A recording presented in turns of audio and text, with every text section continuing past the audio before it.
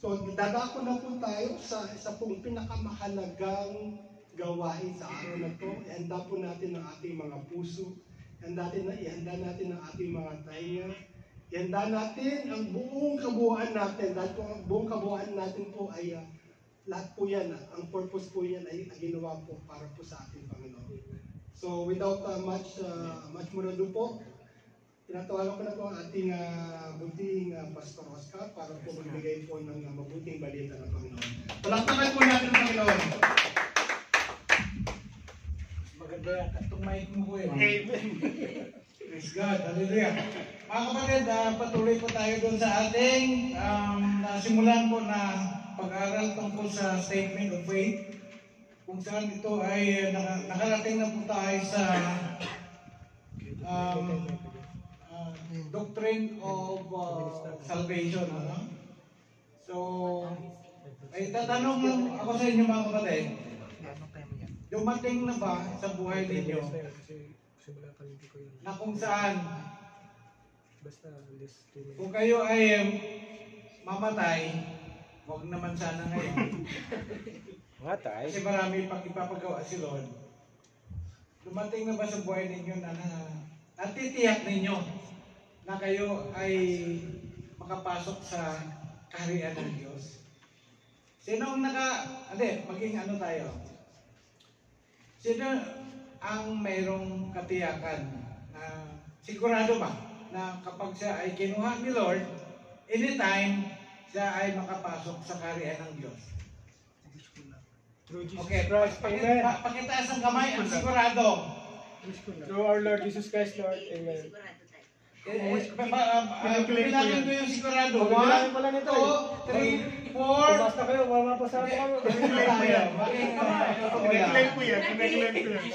Walang gaya-gaya. Walang gaya-gaya. Pinag-claim ko yan. Ulit tayo. Sino yung hindi sigurado? Nos. Sino yung hindi sigurado? Maybe, gano'n. Nos. Pakitaas ang kamay, sino yung huwag kayong mahiya? Kasi alam mo yung doktor, tatanungin ng doktor ang pasyente, anong nararamdaman mo? May sakit ka pa o wala? Anong sabihin ng pasyente? Siyempre, pumunta siya sa doktor para magreklamo o para magpapasuri, di ba? Kasi meron siyang naramdaman na sakit. So, ganito din po. Ulit, sino yung hindi sigurado? Pakitaas ang kamay. Wala. Ibig sabihin, lahat kayo. Lahat kayo. Sigurado. So, Amen. Meron kayong assurance na kayo ay ligtas. Okay, ito ang pangalawang tanong. Ang pangalawang tanong, halimbawa, sabi nga nila, sa gate daw ng heaven, San Pedro, ang nandoon, nagbabantay sa mga papasok sa langit. Pero ang totoo, hindi si San Pedro, no? Kasi ginamit nila na yung sinabi ni Jesus Christ, I will give you the keys of heaven, di ba? Ngayon, ganito mga kapatid, halimbawa, si Lord, ang nakaharap ninyo, sa gate si Lord, tatanungin niya kayo, bakit kita papasukin sa aking langit? Okay? Anong isasagot ninyo? Ayan. Simula tayo dito sa rapture, okay? Anong sasabihin mo, anong isasagot mo kay Lord? Bakit? Kasi sabi mo sigurado ka, di ba? Yung mga sigurado lang, yung kanina yung nagsasabi na sigurado. Ang tanong ngayon ni Lord, bakit kita papasukin sa aking langit? Sige. Dito muna. Brad. Alam ba? Ikaw sigurado ka ba na nakatiyak ka na kung sakaling ikaw ay kukunin ni Lord, Praise God. langit ang pupuntahan mo? Hindi po sigurado. Alam mo, yan ang gusto ko. Yan ang gusto ni Lord, nagsasabi ng totoo. Kasi ganyan din ako noon eh. Okay, hindi ka sigurado, Brad. Okay, ikaw sis, anong sasabihin mo? Anong sasabihin mo? Ganun. Dahil anak niya po ako. Dahil anak ka niya. Okay. Ikaw ba, sis? Hindi ka rin sigurado. Pero Sister B, Dahil po anak po niya. dahil anak ka niya. O, dalawa yung dahil anak ka niya. Anak ni Lord. Si Sister, alam mo yung, nag-bless ako kay Sister Joanne kasi nakapagdala ka agad siya ng dalawang kasama niya, no? Ikaw sis, anong sigurado ka? Okay. Sister Joanne, sigurado ka? Not sure. Alam mo, yan ang maganda, no, na nagsasabi ng totoo. Okay, sis, para ito ay sinusuri namin, sino yung mga kapatid dito ang meron ng katiyakan. Ikaw sis, not sure. Brad, ikaw, hindi ka rin sure. Sino yung nasa likod? Si Kuya Mark. Kuya Mark, ano yung ikaw, sigurado ka, hindi? Ha? Sigurado, hindi? Bago naisip. Ha? Bago naisip. Okay, si Kuya, Brad, Kuya Luis. Alam mo, kinuha ka na ni Lord, ano sabihin mo? Sigurado ka na makapasok ka sa langit? Sabi ko, thank you Lord, kasi tinanggap ito sa bilang Panginoong Diyos ng Pilipinas. Okay, Kuya Jeboy. Sigurado, hindi? Marami tayo. Sigurado. Kuya Jok, sigurado, hindi? Ephesians 2:8. For by grace are you saved through faith. Amen. Amen. Oh, di faith tayo ang nasagot mo. Ikaw, Kuya Rudy. Alam niyo mga kapatid ganito, noong una, ako rin na hindi sigurado. Kasi sabi ko, ang Diyos lamang ang nakakalam nun eh. Diba? Siya lang ang nakakalam na kung ako ay ligtas o hindi. Pero, sa kalaunan ng panahon mga kapatid, na tuklasan ko na sinasabi ng Bible na dito pa lang sa lupa, ngayon pa lang, matitiyak po natin na tayo, kung tayo po ay makapasok sa kaharian ng Diyos. Sabi ng Panginoon, sabi ng Bible, isinulat ko ito sa inyo. Ang Panginoon ang sabi niya na, isinulat ko ito sa inyo upang malaman nyo na kayo ay may buhay na walang hanggan. Si Pablo pala nagsabi niyan. No? Ngayon, mga kapatid, dati, ang aking buhay, nung sabi ko, kung maggawa ko ng mabuti, no? Kung sundin ko ang sabi ng Lord na 10 kautusan, kung mabait ako na tao, sabi ko, wala naman akong inapakan, no? Wala naman akong inapakang tao, hindi naman ako nangangalunya, hindi naman ako nagsusugal, hindi naman ako, wala naman akong mga masamang bisyo. No, hindi naman ako namatay tao. No? Pero, yun pala, hindi ko alam ang totoo.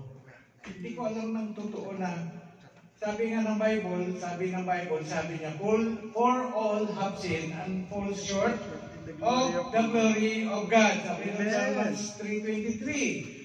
At ang sabi ng Bible na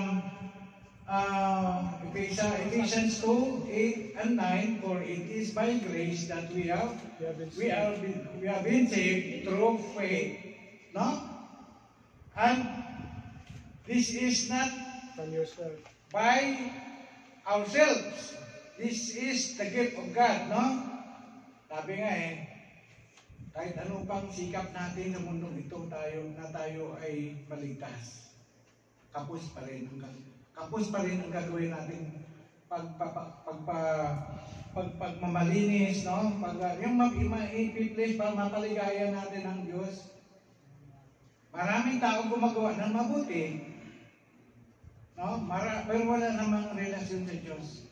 Ang langit, mga kapatid, ito ay libreng regalo. Hindi ito nabibili. No? Halimbawa, mga kapatid, ako ay magbigay ng isang regalo sa isa man sa atin dito. At nung binigyan ko kayo ng regalo, mabilis kayo na kumuha ng pera ninyo. Ay, kuya, pastor, yung regalo na yung ginastos mo sa ng pambili ng regalo ay bayaran ko. Sa palagay ninyo mga kapatid, yan ay regalo pa rin, matawag. Hindi, di ba? May bayad. May bayad eh. So ganun mga kapatid, ang langit po ay libreng Amen. regalo ng kaloob ng Diyos. No? Ito po ay kaloob ng Diyos. Hindi ko kaya makan. Kaya mga kapatid,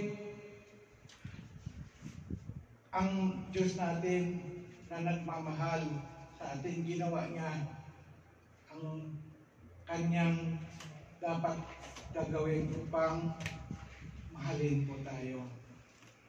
No? Dahil po ang tao ay kapos ang kanyang gagawin upang makapasok sa langit. And ano yung dahilan? Sabi nga din, dahil sa kasalanan, for the wages of sin is death, but the gift of God is eternal life. No, ganun po mga kapatid, ang tao ay makasalanan. Amen. No? Sabi nga ng isang kwento, na kapag isang tao, halimbawa ako, bibilangin ko ang aking magagawang kasalanan sa isang araw. Halimbawa, pinaka-minimum, maximum, is 3 kasalanan lang isang araw. I-multiply mo ang nawala na yung aking calculator. I-multiply mo, sige, kuya, multiply mo 3 times 376. Right? 3 times 376. 76. Ilan? 1,128. 1,128 ang kasalanan na magagawa mo sa isang araw. Okay. Sa isang taon. Kung 3 beses ka lang magkasala. I-multiply mo, kung halimbawa, ikaw ay mabuhay ng 50 years times 50. Ilan yung kasalanan mo? Lahat. Right? Ilan lahat? 50 times Times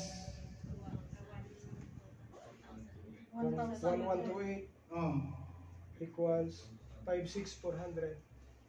ilan? 56,400. O 56,400 sa buong buhay mo, sa buong buhay natin. Ganon ang ating nagawang kasalanan. Yung minimum lang yun, 3. Mga kapatid, ang kasalanan, di ba, may 2 uri ng kasalanan. Sin of commission and sin of commission. Is anong mabagay na dapat gagawin ay hindi mo ginawa. Kasalanan yon. At anumang bagay na hindi dapat gawin, ginawa mo, yung mga pinagbawal, ginawa mo, kasalanan yon. No? Kaya makikita natin na walang kakayanan ang tao na mailigtas ang kanyang sarili. Amen. Amen. Amen? Sa susunod, itutuloy ko po yan. Kasi, una, langit. Pangalawa, tungkol sa tao. Ang susunod, tungkol sa Diyos. Tapos ang susunod, tungkol kay Kristo. Ang susunod, tungkol sa pananampalataya. Ang ginamit ko sa inyo mga kapatid, that is, yan po ang format ng evangelism explosion. No, itong nandito mga kapatid na, di ba ang pangako ko sa inyo, tuturuan ko kayo mag-share ng salita ng Panginoon. So, kapag po tayo mag-share, dapat mayroon tayo. Alam mo, mag-share ka ng pera. Paano ka mag-share kung wala ka naman pera? Diba? So, ganun din po tayo mga kapatid, na tayo mag-share ng salvation. Kailangan tiyak na tayo po ay mayroong salvation. Kaya mga kapatid, pag natapos po ito, matitiyak ninyo yung mga nagdududa yung sigurado. Pag natatapos po itong ipapaliwanag ko, maunawaan po ninyo na tunay nga na kayo din ay merong katiyakan na kayo ay kapag anumang oras kinuha kayo ni Lord, kayo po ay didiretso sa langit. Amen? Amen. Palakpakan natin si Lord.